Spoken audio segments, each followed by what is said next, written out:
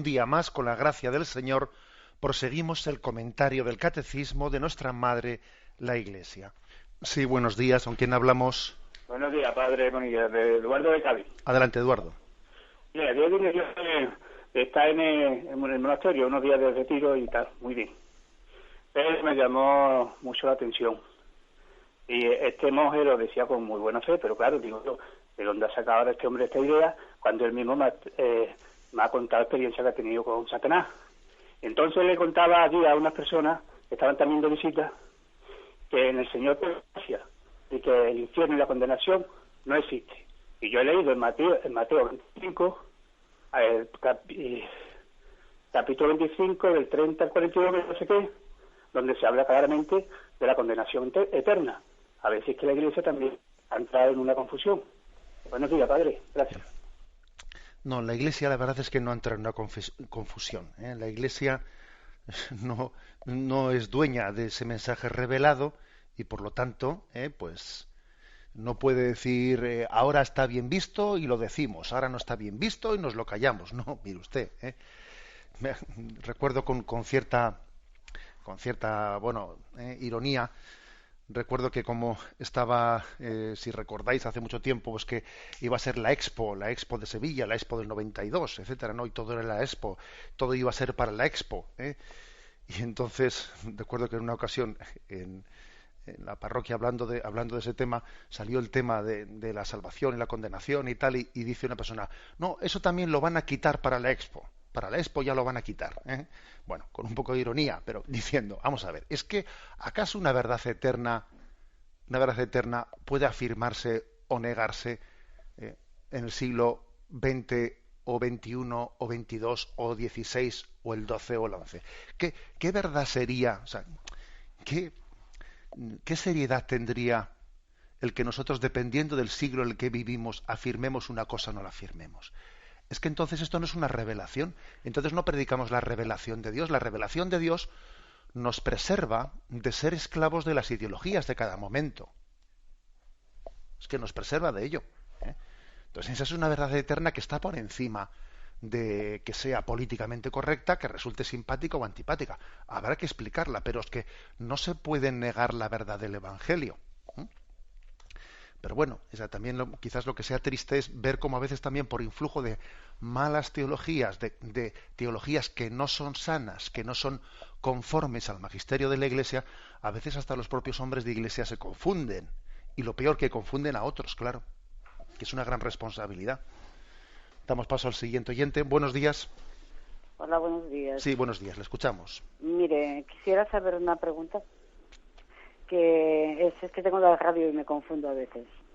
Vamos, quisiera saber una pregunta si me vale la misa y el rosario, porque aquí cada 15 días tenemos misa. Entonces procuro escucharlo aquí en Radio María, el rosario y la misa, ¿eh? Y luego otra pregunta sobre una herencia. Mi suegro dejó en testamento a partes iguales, a mi marido y a su hermana, pero mi cuñada no quiere hacerlo. Entonces no sé qué hacer, si mi marido que pierda o qué, porque yo soy muy católica, muy creyente y no quiero que se lleven mal. De acuerdo. Pues mire, con respecto a esto último, pues mire, yo distinguiría cuando hay conflictos del tema de testamento, distinguiría pues cuando tenemos un grado de necesidad y precariedad en nuestra vida, que los deberes que tenemos para nuestros hijos, pues igual no nos tengan que llevar a pleitear porque podemos tener un grado de necesidad pues grande, ¿no? Pero cuando no existe tal cosa y no tenemos una especie de deberes para nuestros hijos, de poder asegurar un recurso de mantenimiento, etcétera, a mí me parece que tenemos que llegar a acuerdos aunque perdamos parte.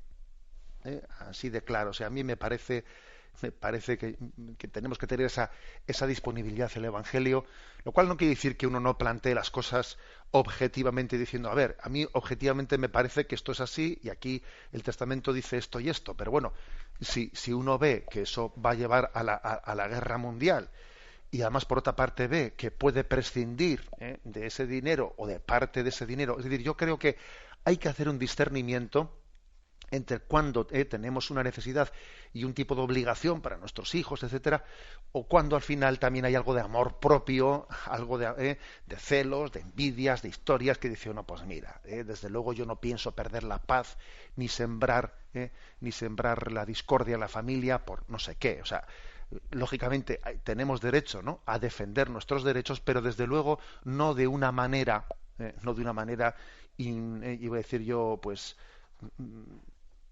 que parezcamos más que familiares, parezcamos abogados enfrentados. Perdón, y con respecto a lo primero que decía el oyente, vamos a ver, la expresión me vale la misa, bueno, la verdad es que es una expresión que no me gusta mucho. Me vale la misa, me vale el rosario.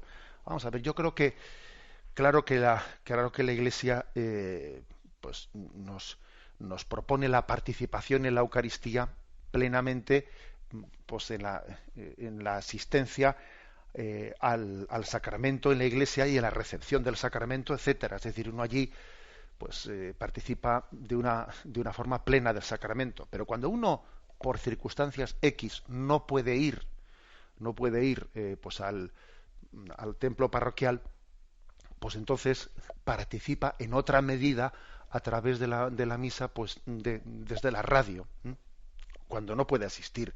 Hombre, es normal que un cristiano diga, bueno, a la hora de hacer un sacrificio de asistencia, lógicamente es prioritario que siendo domingo o fiesta solemne, pues bueno, pues digo, pues voy a, dentro de mi sacrificio por salir de casa, pues uno dígame, sean dos casos de fuerzas o de agilidad, bueno, pues el domingo hago un esfuerzo superior por salir, y los otros días pues que igual me veo un poco más limitado en mi tiempo, pues tengo una justificación, una causa añadida de poderlo recibir desde casa, la Eucaristía, ¿no? Dependiendo, por lo tanto, de las circunstancias en las que uno esté. Pero hay que afirmar dos cosas, que siempre la recepción del sacramento plenamente, pues claro, no tiene un valor distinto al poder escuchar una misa por televisión o por la radio. Pero creo que uno tiene que discernir de sus circunstancias, de si es la pereza o hay una serie de razones serias que me llevan a que en este momento, etcétera, etcétera. Y creo que en ese discernimiento, pues tampoco es lo mismo que sea domingo que sea día de labor. Damos paso a un siguiente oyente. Buenos días. Buenos días, padre. Soy Victoria de Madrid. Adelante. Y voy directo al punto. Mire, respecto al cuando ha dicho que la Iglesia es transmisora de la verdad de Cristo, bueno, no exactamente las palabras, pero más o menos venía a decir eso, yo tengo muchos problemas cuando personas me dicen que frente a realidades actuales que cada vez están más extendidas, que la Iglesia ha evolucionado mucho durante todos los siglos, entonces que pues realidades que aparecen ahora pues que son justificables porque la Iglesia pues acabará cediendo, como por ejemplo en el matrimonio de sacerdotes, etc. Entonces no sé muy bien ahí qué respuesta dar, porque si la realidad de Cristo se nos transmite a través de la Iglesia, ¿cómo ha evolucionado? No sé si me explico. Sí. Gracias. Vamos a ver. Yo para empezar le diría que esa especie de continua referencia a que la Iglesia se tiene que adaptar a, bueno, la Iglesia, su criterio de discernimiento no es adaptarse más a los tiempos. Su criterio de discernimiento es ser más fiel al mensaje de Jesucristo en cómo predicarlo hoy en día, que es distinto. Usted, por ejemplo, dice una cosa, matrimonio de los sacerdotes. Bueno, el tema del celibato, con el paso de los siglos, ha ido cada vez adecuándose más al ideal de Jesucristo, que fue célibe. La ley del celibato, tal y como la tenemos hoy en día en la Iglesia católica, no estuvo al principio, hasta el Concilio de Elvira primero y luego más tarde, es decir, no se fue extendiendo la ley del celibato a toda la Iglesia latina.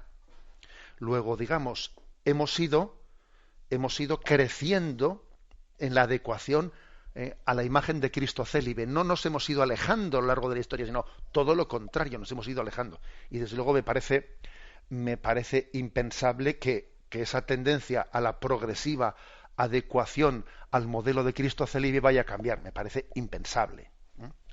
Aunque fíjese usted, aunque incluso no sería una cuestión en la que nos fuese la vida, porque lo que es cierto es que el celibato es una ley de la Iglesia y no por adecuación a Cristo, que fue célibe, y no fue una ley de Jesucristo. O sea, es decir, que en los primeros siglos no era obligatorio el celibato en los sacerdotes, ¿eh? Pero a pesar de eso, la Iglesia, por adecuación a Cristo, que sí fue célibe, tuvo una tendencia progresiva a adecuarse al modelo de Jesucristo. Yo diría eso y decir, mire, la Iglesia, su modelo es Cristo. Y entonces a nosotros lo que nos preocupa no es cómo adecuarnos a la mentalidad de hoy en día, sino cómo adecuarnos más a Cristo para predicarle hoy en día, que es distinto. Aunque sea brevemente, damos paso a una última llamada. Sí, buenos días. Sí, buenos días. Adelante, brevemente, Sí, por favor. señor. Sí. Es que mi pregunta es, por ejemplo, yo voy los domingos a misa y también hago ofrendas de ayuno, pero a raíz de que no estoy casada yo no puedo participar de la comunión, ¿no? Entonces mi pregunta es, si yo estoy haciendo bien todo esto porque me siento vacía al no poder recibir la comunión, pero incluso en el momento de la comunión lo que hago es la oración que se hace en la misa por radio, aquí en Radio María, que es la comunión espiritual, y digo, sí, eso para mí está bien. Mire, pues está bien, y también usted además creo que nos da un testimonio de la conciencia humilde de pecado. Es decir, yo veo que estoy en una situación que no es una situación regular, que por lo que sea, ¿no?, que usted no ha entrado a explicarlo, pues no está casada y por lo tanto vive en una situación que le falta dar un paso de poner a Cristo en el sacramento en nuestra vida. Y mientras que yo dé ese paso y le pido al Señor que me dé la gracia para vencer los obstáculos, etcétera, pues lo propio es hacer lo que usted está haciendo, no alejarse de los sacramentos, no alejarse de la oración de la Iglesia, sino asistir a ella y en el momento de la comunión hacer un acto de humildad en el que yo haga una comunión espiritual con Cristo y no recibirle sacramentalmente. Creo que usted, pues mire usted, a veces también, entre comillas, desde nuestras situaciones alejadas y desde nuestras, entre comillas, irregularidades, podemos predicar a los demás. Y creo que usted nos predica en la conciencia de pecado, que necesitaríamos todos. La bendición de Dios Todopoderoso, Padre, Hijo y Espíritu Santo, descienda sobre vosotros. Alabado sea Jesucristo.